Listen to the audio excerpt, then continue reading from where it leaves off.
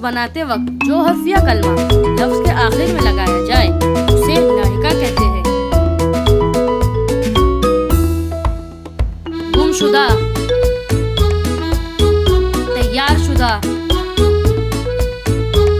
मंजूर शुदा, तयशुदा, हासिल शुदा, हल शुदा,